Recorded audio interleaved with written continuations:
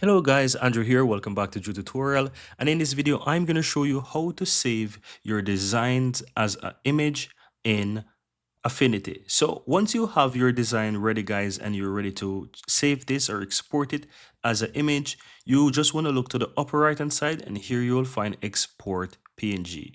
Now, once you click on that, you will notice that you have a pop-up here where you can save it as a PNG. So I'm going to just call this one PNG image, right? And go ahead and hit save.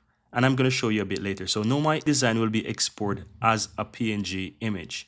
And here you can see it. I'm going to open that. I'm going to just simply open it as a photo right here. Now you can see that my image is a PNG image, right? Simply mean that it has transparent background and so forth. Now, if you want to save this as a JPEG or something, just simply click the drop down on the upper right and you will have the option here that says PNG. Now click the drop down again right here and you have many more options, guys. So you have different file format that you can choose from.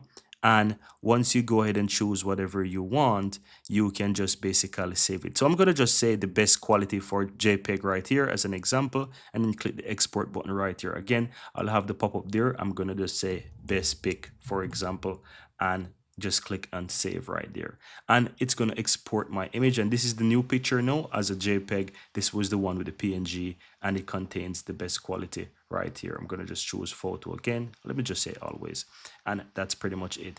So that's it, guys. If you're looking for how to save your images out of Affinity, this is how you can easily do it, and you can change the formats that you want. Very easy and very simple.